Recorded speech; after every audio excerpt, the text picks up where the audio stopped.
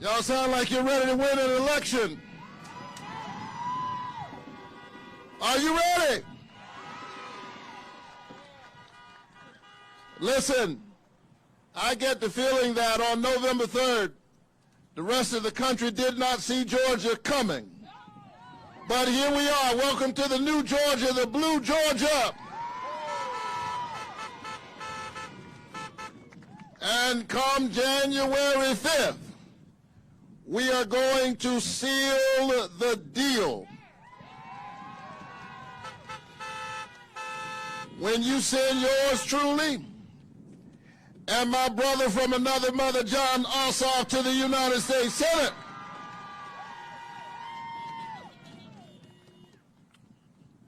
the four most powerful words in a democracy are "the people have spoken." The people spoke on November 3rd. Contrary to all the games that some people are playing, Georgia spoke clearly. We counted the votes, counted them twice, counted them 3 times. The people have spoken. Politicians are playing games as if this is their democracy. They're going to find out come January 5th that this democracy belongs to the people.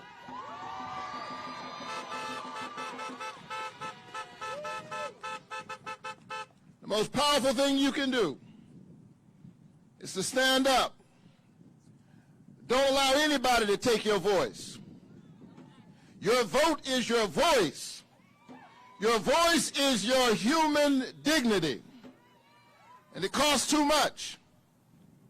Too many people gave up too much, died too young, marched too long, sacrificed too much for us to take this lightly. John Lewis, my church member, marched across the Edmund Pettus Bridge, risked life and limb. Amelia Boynton was gassed. C.T. Vivian was brutalized. You ought to go back and look at that tape. And he kept standing up over and over again, speaking eloquently with his lips about the power of our democracy, but nothing was more eloquent than the power of his personal witness. And we owe it to them, and we owe it to the future, to stand up in this defining moment in American history and reclaim the promise and the covenant that we have with one another as an American people, e pluribus unum, out of many one. We cannot allow anybody to divide us, to play the politics of distortion and distraction and division. Because one thing I've learned is that people who have no vision traffic in division. They do not know how to lead us. And so they're trying to divide us.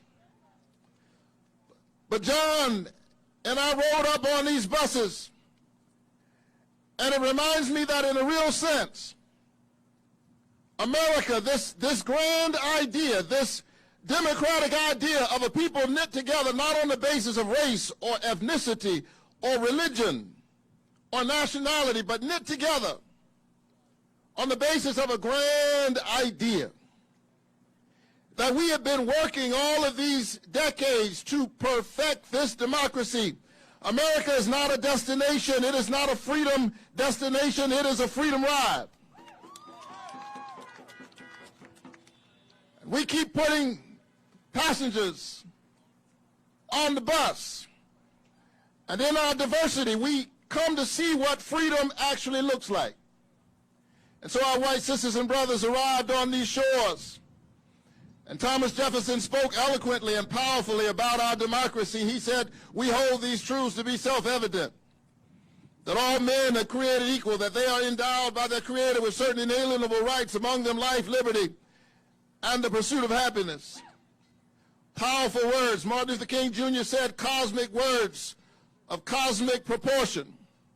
But I can't wait to get to Washington, D.C. as one of the next 2 United States Senators from the state of Georgia, because when I arrive,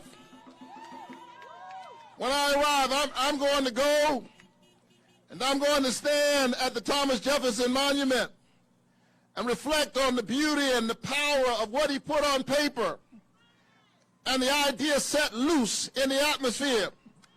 And I'll enjoy standing there at the Jefferson Monument because I believe in what that represents. But then I'll look across the Tidal Basin, and facing Thomas Jefferson, there is another man, a black man, standing there with his arms folded, named Martin Luther King Jr., looking at Thomas Jefferson as if to say, did you mean what you said when you said what you said? In other words, we have had to extend and expand this democracy. And so black folk had to stand up and say, me too. And then women in the women's suffrage movement had to stand up and say, we also stake our claim in this democracy.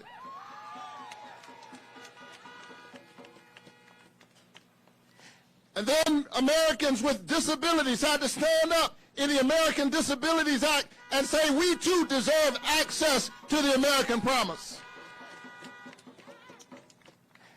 And then members of the LGBTQ plus community had to stand up at Stonewall and other places and say, we too are a part of this American story. It takes all of us have to be on the bus with all of our varying perspectives in order to give beauty and color to this kaleidoscopic experiment called self-government. And when we all stand together, that's what freedom looks like. Are you ready to stand together?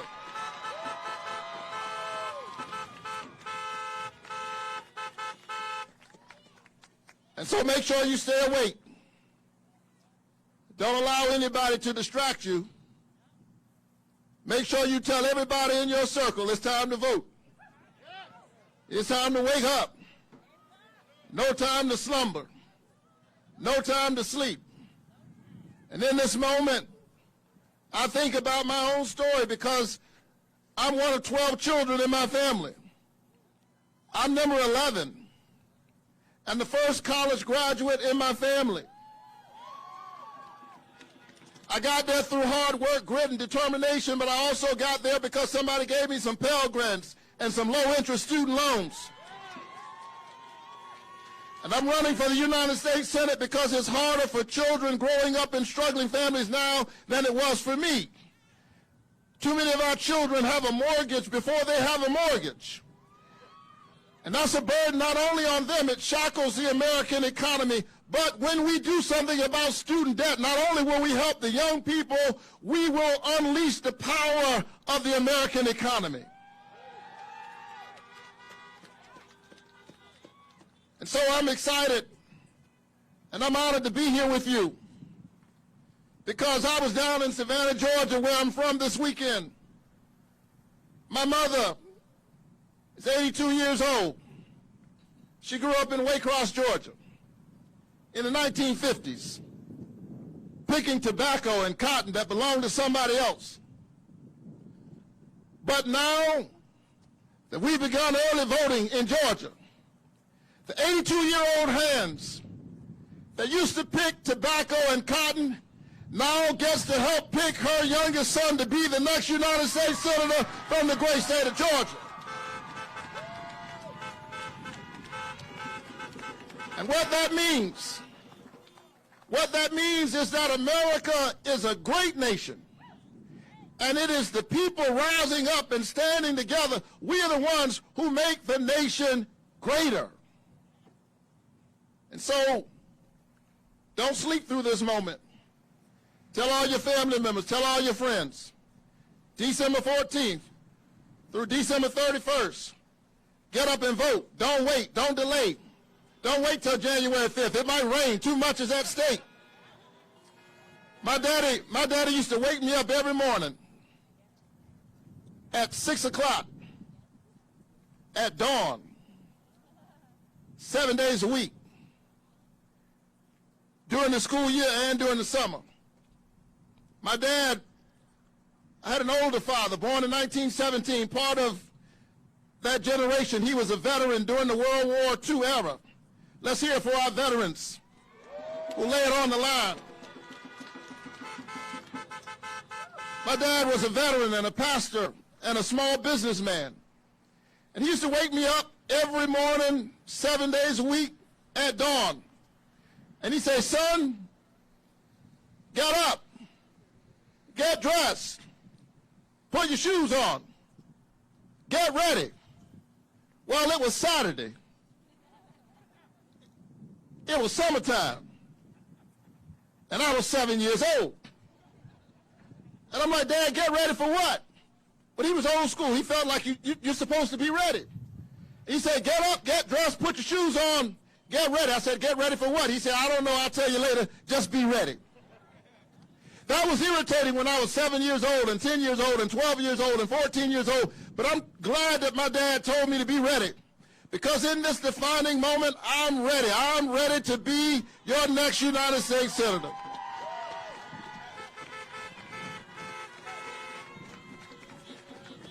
I'm ready to serve alongside my brother, John Ossoff.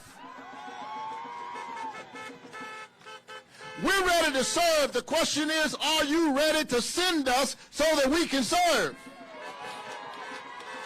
Are you ready? Are you ready to win this election? Are you ready for affordable health care? Are you ready for a livable wage? Are you ready for voting rights? Are you ready for criminal justice reform? Are you ready for investment in our infrastructure?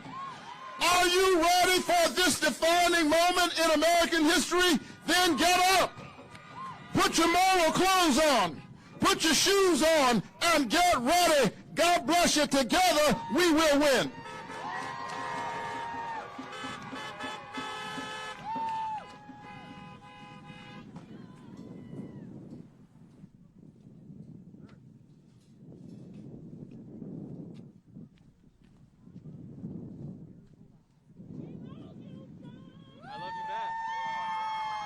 Hey, Atlanta, give it up one more time for Reverend Raphael Warnock.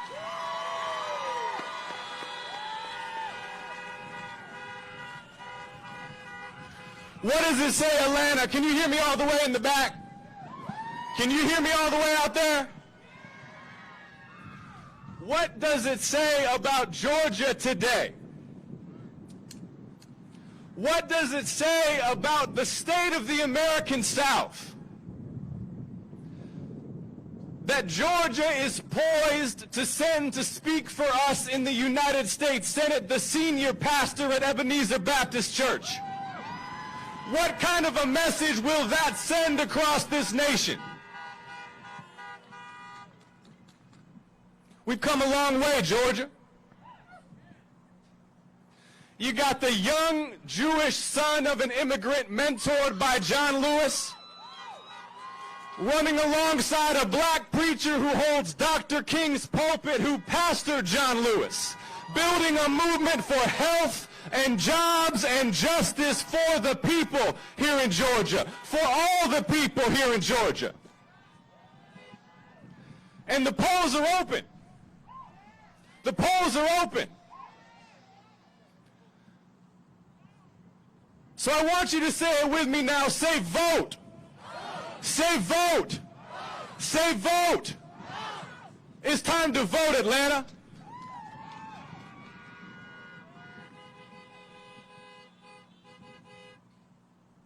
Health, jobs, and justice for the people.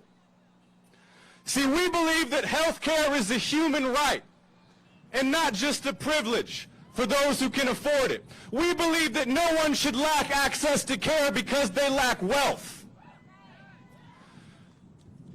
We believe a bad diagnosis should never bankrupt a family in this state. We believe no insurance company, no matter how much money they pay to David and Kelly, should be able to deny us a policy because we have a pre-existing condition like asthma or diabetes or heart disease.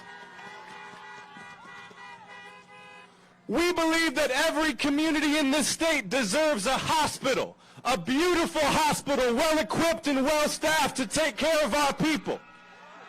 We believe that health care is a human right, don't we, Atlanta? Say vote. Say vote. Health, jobs, and justice for the people. Let's talk about jobs. See, Rev and I are running against the Bonnie and Clyde of corruption in politics. How did we wind up with David and Kelly? How did we do it?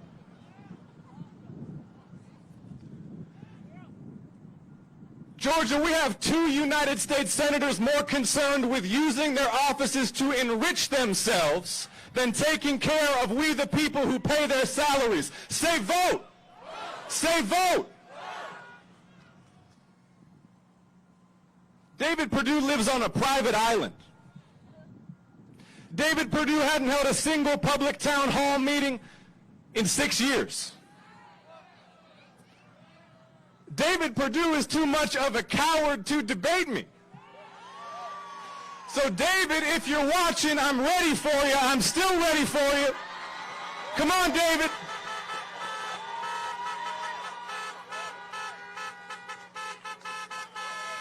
But did y'all know that David Perdue literally sells meetings?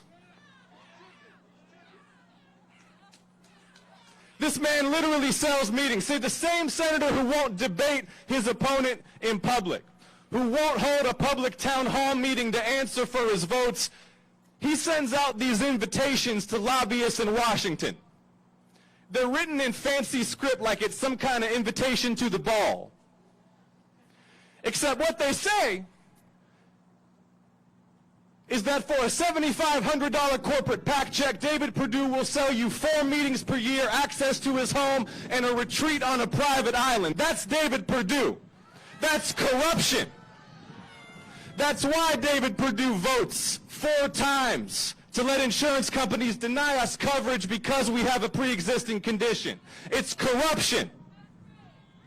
And now at this moment when so many families are suffering, credit cards maxed out, can't make the house payment and the car payment and afford prescriptions and afford education for their kids. The same U.S. senators who have been too busy enriching themselves in office are blocking relief for ordinary people. David and Kelly should be voting on the floor of the Senate today to send relief checks to Georgia families and relief to small businesses here in Georgia.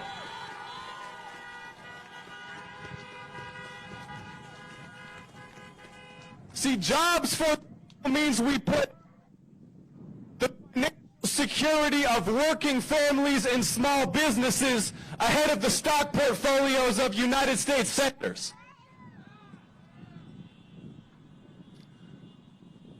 We can pass the most ambitious infrastructure, jobs, and clean energy program in American history to create tens of thousands of good-paying jobs across this state and build economic opportunity for every community in Georgia.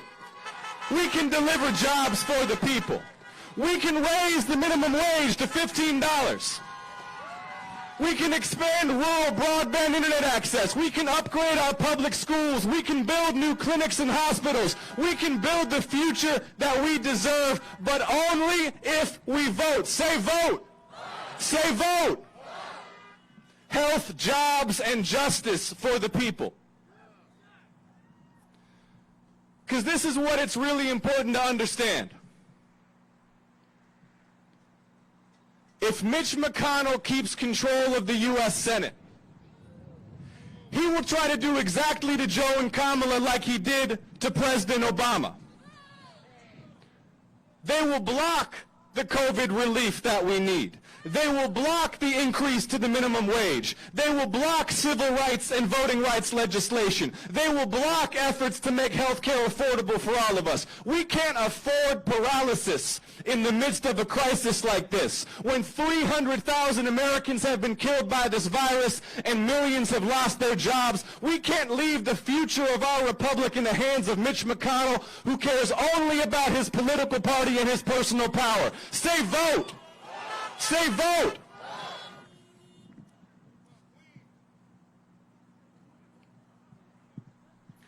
The Reverend was talking about the march across the Edmund Pettus Bridge in 1965 on Bloody Sunday,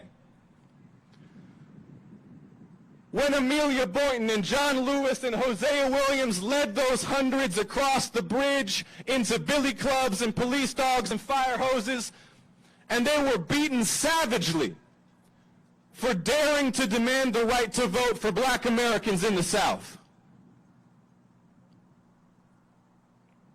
When we win these 2 U.S. Senate races, we will pass a new Voting Rights Act and a new Civil Rights Act to secure equal justice under the law for all of us, regardless of race and regardless of class. And then we will look back on last summer, the peaceful mobilization of millions after Breonna Taylor and George Floyd and Ahmaud Arbery were killed, as our march across the Edmund Pettus Bridge, as our Bloody Sunday, as our civil rights movement. It's time for a new Civil Rights Act in this country. Say vote!